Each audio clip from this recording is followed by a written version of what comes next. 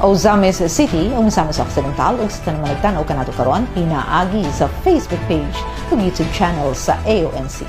Kumusta? May adlaw. Dazil Modikson, kini ang Ozamis Today.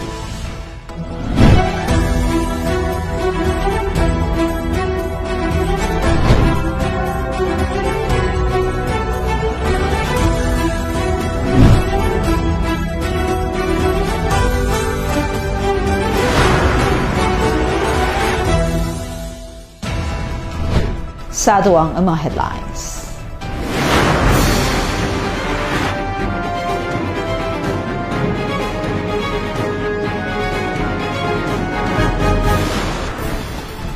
Misok nakabot ang talagsaong pagtubo sa ekonomiya sa tuig 2023. Mga pahalipay gipaabot ni Mayor Indy ug kung ando kang Governor Waminal.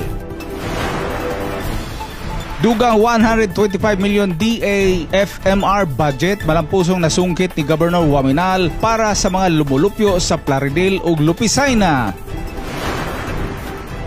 Barangay Dalapang padayon ang pag-uswag pinaagi sa bag-ong nakongkrito nga dalan nga kabahin sa mga infra projects sa administrasyon ni Mayor Indy. Water system ug road concreting nga mga proyekto na pahimuslan sa mga taga-barangay Tapid gikan sa Asinso o Ozamis Administration. Pagkongkrito sa dalan sa Barangay Banyadero timaan sa pamatuod nga pag-asinso ug koordinasyon sa Asinso Administration. Road concreting sa Barangay Kapukaw C, mapatuman na. Kapitan Pacaldo nagpasalamat sa mga serbisyo sa Asinso Administration. Kabalaka tungod sa dakong hospital bill, gihatagan og kahupayan pinaagi sa Asinso Ozamis Free Hospitalization Program. Kapin sa 28,000 pesos, gi-zero.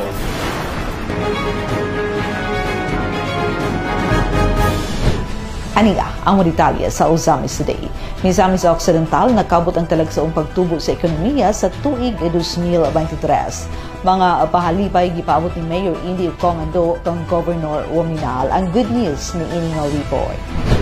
Nakabot sa Misamis Occidental ang talagsaon nga per capita GDP nga 199,106 pesos nga nagbutang niini sa ikalimang nga pwesto sa tanang 82 ka mga probinsya sa nasud. Kini nga kalampusan nagpakita sa dalaygon nga pagtubo sa ekonomiya sa probinsya ug nagkadako nga papel nga gidula niini sa pag-asenso sa Northern Mindanao. Ang GDP kun gross domestic product ay nagsukod sa total value kun kinatibuk-an nga bili sa tanang mga produkto ug serbisyo nga giproduce sa usa ka rehiyon o nasud. Ang per capita GDP nagbahin niini nga total base sa populasyon nga nagpakita sa average income o kita ug economic output sa matag tawo. Ang taas nga per capita kasagaran nga nagpasabot sa mas maayo nga standard ug mas hamugaway nga pamuyo sa mga residente. Mitubo sa 6.7% ang ekonomiya sa Misamis Occidental sa tuig 2023, usa sa pinakataas nga growth sa Northern Mindanao. Kini nga paspas nga pagtubo gipasiugdahan sa mga industriya sama sa transportasyon, accommodation, serbisyo sa pagkaon ug public administration. Dugang pa nakita sa probinsya ang pagtubo sa industrial nga sektor niini sa 9.7% nga mao ang pinakataas sa rehiyon. Dili katingala kini nga talagsaon nga performance tungod kay padayon ang pag-asenso sa Misamis Occidental uban sa pagpanguna ni Governor Henry S. Waminal kansang mga paningkamot sa pagpanguna sa probinsya uyon sa vision niini nga asenso Misamis Occidental ang nahimong yawi niini nga mga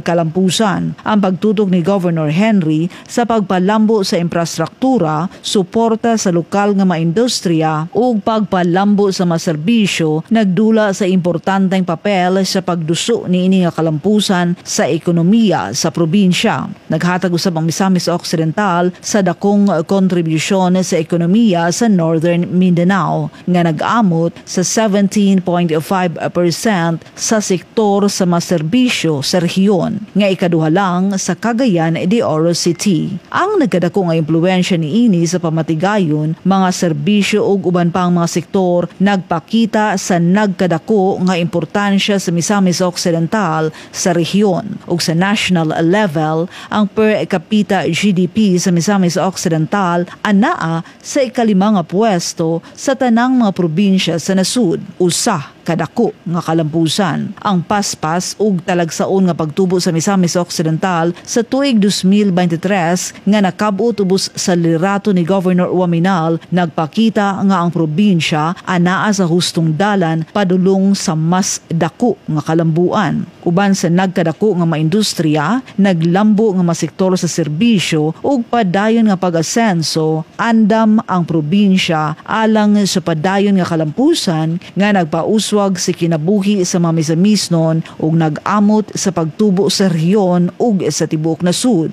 Ubos sa liderato ni Governor Uaminal, klaro nga natuman gayud ang vision nga asenso Misamis Occidental. Kasamtangan, mga pahalipay usab ang gipaabot ni Congressman Ando Uaminal ug Mayor Indy Uaminal ngadto kang Governor Henry nga nagday gayud ni ini nga kalampusan. Pahayag sa mayor sa iyang Facebook page, wala pa makumpleto ang usa ka termino nga panarbisyo ni Governor Uaminal na palambo ni ini ug nahimo ang Misamis Occidental gikan sa usa sa pinakakabus nga probinsya sa nasud ngadto sa ikalima sa may pinakataas nga GDP per capita. Kini resulta sa multi-sectoral nga mapaningkamot sa administrasyon sa gobernador alang sa pag-asenso. Gikan sa pagsiguro sa kahimtang sa kahusay ug kalinaw, pagtagana sa basic social services ug pag-atiman alang sa maayong panglawas sa mamisamisnon ug pagbubo og pundo alang sa edukasyon, agrikultura, infrastruktura ug turismo. Ngadto na sa pagpalambo sa lokal nga maindustriya ug ekonomiya. Usa ka pamatuod sa pahayag sa mamisamisnon nga ubos sa liderato ni Governor Henry S. Uaminal, ang Misamis Occidental asenso na gyud. Pahayag ni Mayor Attorney Henry Indy F. Uaminal Jr. to quote, "Truly ang Misamisnon magpuyong malinawon, malambuon ug malipayon." Congratulations as well to the entire team Asenso Misamis Occidental and all Misamisnons.